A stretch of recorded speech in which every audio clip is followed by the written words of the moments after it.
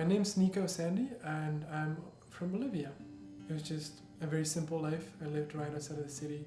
I would bike every day to school, which was kind of like 2 miles away.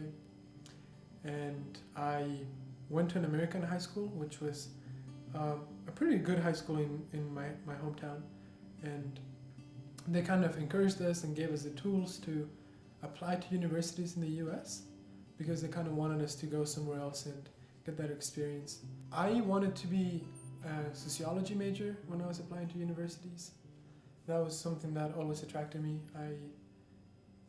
I've always wanted to understand people and understand dynamics between people. I was thinking about doing anthropology, but the idea of just studying something without really using it and without really engaging it in some way didn't attract me as well.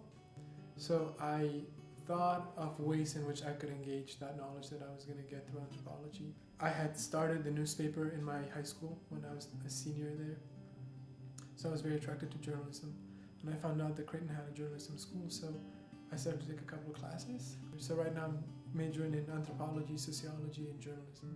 I have a huge taste for beautiful photography and beautiful videography in ways that, like, how can you make something look beautiful?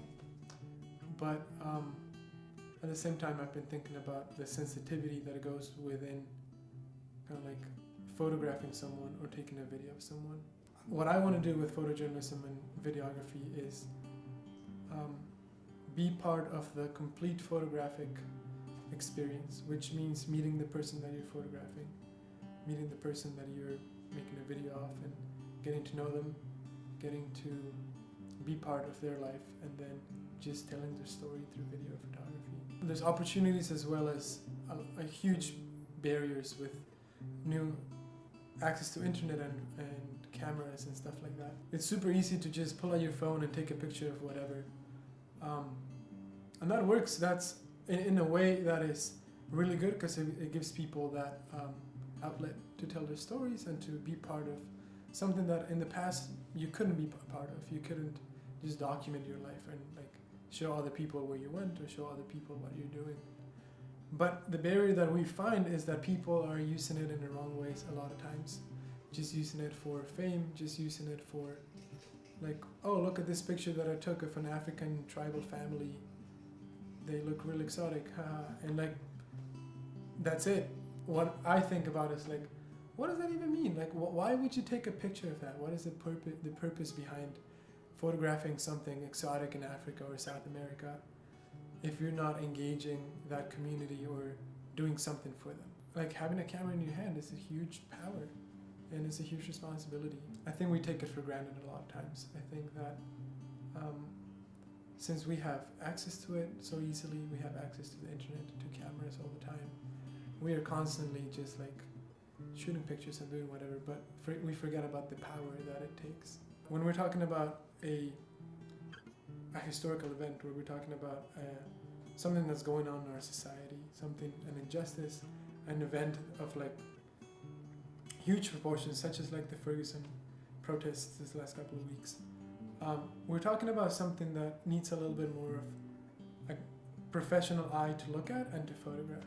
It's not just one snap of, oh, look at what's happening in Ferguson, and it's just like this wide shot of people protesting. But it's actually stories of people and stories of what's really happening that I think takes training. So sending a journalist with an iPhone out there without a photographer or without being trained on photography, I mean, can deliver the story in some way, but I don't know if that's what we really want if we're trying to look at the truth of what's happening. The journalism department here at Creighton has helped me understand the holistic idea of photojournalism just because of the fact that it's Creighton, it's a Jesuit university. I think that the whole holistic education that we get at Creighton is supposed to really train us in a way that we're going to try to like work for justice and work in a way that is respectful of everyone's human dignity. What does my future look like? I don't know right now. I know that I do want to use my training in sociology, my training in anthropology, and show that through video.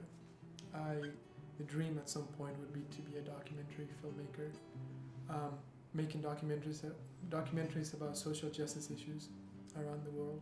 I really want to make videos that are going to give a voice to the voiceless.